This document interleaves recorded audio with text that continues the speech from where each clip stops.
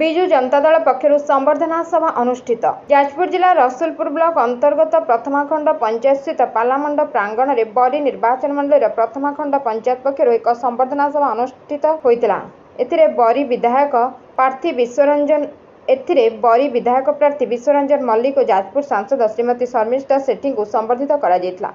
ଏହି ସମ୍ବର୍ଦ୍ଧିତ ସଭାରେ ପଞ୍ଚାୟତର ସଭାପତି ସନାତନ ବାରିକଙ୍କ ସଭାପତିତ୍ୱରେ ଅନୁଷ୍ଠିତ ସଭାରେ ପଞ୍ଚାୟତ ଅଧୀନରେ ଥିବା ଅତିଥିମାନେ ବିଧାୟକ ପ୍ରାର୍ଥୀ ବିଶ୍ୱରଞ୍ଜନ ମଲ୍ଲିକ ଓ ସାଂସଦ ଶ୍ରୀମତୀ ଶର୍ମିଷ୍ଠା ସେଠୀଙ୍କୁ କିପରି ବିପୁଳ ପରିମାଣ ଭୋଟରେ ବିଜୟ ଲାଭ କରିପାରିବେ ସେ ବିଷୟରେ ଦଳୀୟ କର୍ମୀଙ୍କ ନିକଟରେ ଆଲୋକପାତ କରିଥିଲେ। ସୂଚନା ଥାଉକି ନିର୍ବାଚନ ଯେତେ ପାଖେଇ ଆସୁଛି ବିଧାୟକ ପ୍ରାର୍ଥୀ ବିଶ୍ୱରଞ୍ଜନ ମଲ୍ଲିକଙ୍କ ବିପୁଳ ଜନସମର୍ଥନ ବୃଦ୍ଧି ପାଇବାକୁ ଲାଗୁଛି।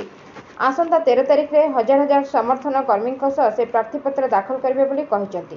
ଏହି ସଭାରେ ସରପଞ୍ଚ ଦୁର୍ଗା ଦାସ, ସମିତି ସଭ୍ୟ ପୁନାନନ୍ଦ ପଲେଇ, ନ୍ୟାୟ ସରପଞ୍ଚ ନନ୍ଦକିଶୋର ବାରିକ ଯୋଗ ଦେଇଥିବା ବେଳେ ଯୁବ ନେତା ନରେଶ ଚନ୍ଦ୍ର ମହାନ୍ତି ଧନ୍ୟବାଦ ଅର୍ପଣ କରିଥିଲେ। Bureau report, 51 news agency.